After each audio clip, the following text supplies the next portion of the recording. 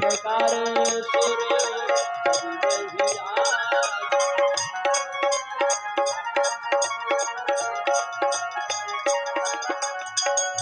तने सब कथा सुनाई, यही प्रकार सुरसरी में आई।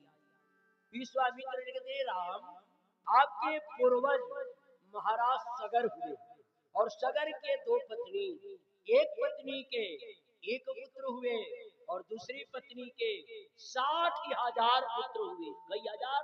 60,000। हे राम, महाराज आपके पूर्वज सगर ने 99 यज्ञ पूर्ण किया, 100वां यज्ञ का दीक्षा लेकर के यज्ञशाला में बैठे हुए थे और घोड़ा छोड़ दिया गया। पहले के राजा महाराजा घोड़ा छोड़ते थे। देवता के राजा इंद्र डर गया कि कहीं यज्ञ पूर्ण हो जाएगा तो मेरे सिंहासन पर अधिकार हो जाएगा, इस भय से घोड़ा को अपहरण कर लिया।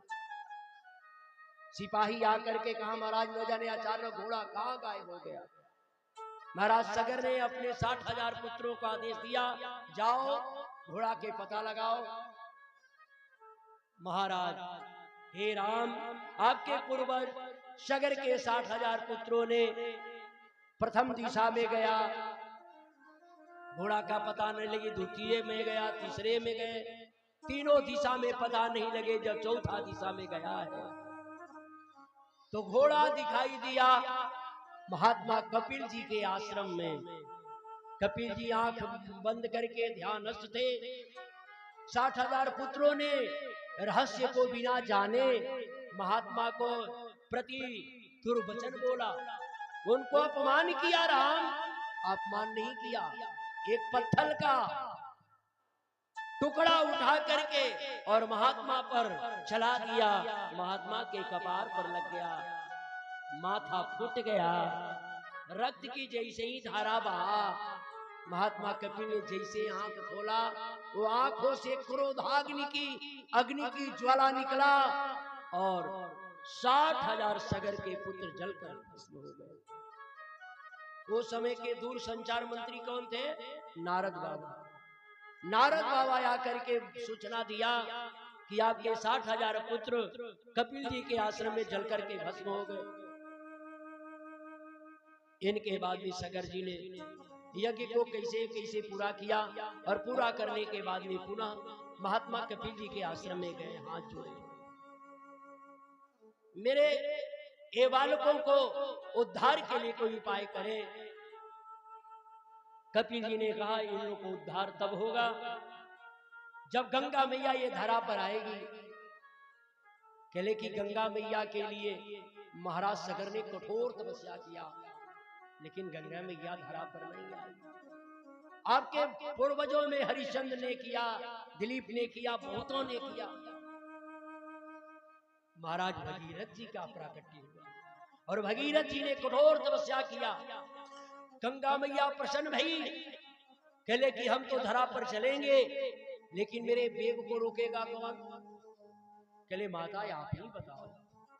तो गंगा मैया ने कही कि मेरे बेग को भगवान शिव रोकेंगे। महाराज भगीरथ ने जाकर के भगवान शिव का कठोर तपस्या किया और जब भगवान शिव प्रसन्न हुए, कहले हे भोले स्वामी, हे भगवान शिव, आप गंगा मैया के वेग को धारण करे। तो भगवान शिव ने अपनी विशाल जटा में गंगा को धारण किया और वहां से पुनः धरा पर आई।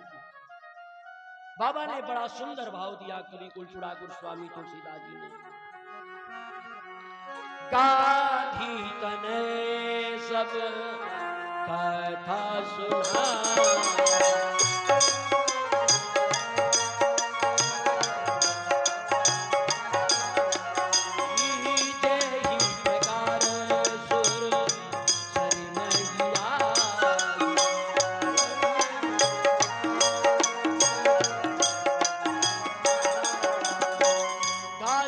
सब कथा सुनाई। यही प्रकार सुरसरी मैया आई, जैसे धरा पर गंगा मैया आई है, विस्तार पर विश्वामित्र जी ने राम जी को सुनाया है। सदगुरुदेव भगवान मामा जी ने बड़ी एक सुंदर गीत का रचना किया और गीत के माध्यम से कथा का विस्तार किया। श्री गंगा मैया,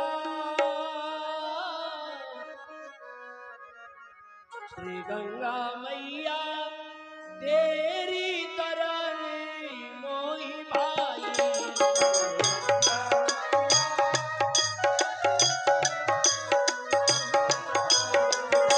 गंगा मैया तेरी तरन मोही भाई।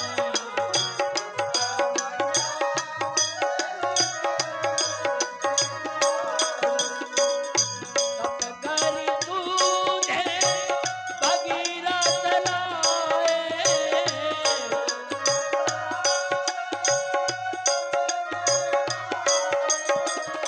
तप करी तुझे भगीरथ लाए।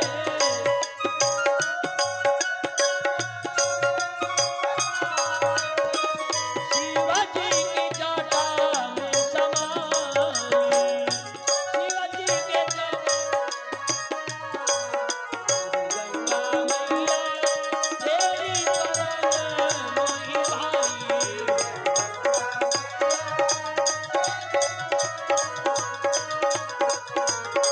गंगा मैया तेरी तरन मोही भाई।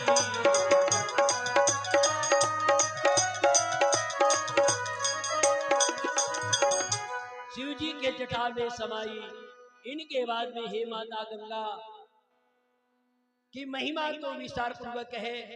आचार्यों ने कहा बड़ सुख सार कोल तू तीरे, छड़ इट निकट न इन बनीरे। गंगा दर्शनात् पापम प्रमुच्यते। गंगा मैया के दर्शन करने मात्र से संसारी जीव जो है पाप से मुक्त हो जाता है। गंगा जी की कथा को सुना करके पंडा पुजारी राम जी के सामने आता है। राम जी आप हमार जजमान हैं। दूसरा पंडा कहा आप हमार जजमान हैं। चौथा कर नहीं हमार आप जजमान हैं। वो पंडा लोग हल्ला मचा दिए। राम जी ने कहा हल्ला मत मचाओ, हम सबके जजमान हैं।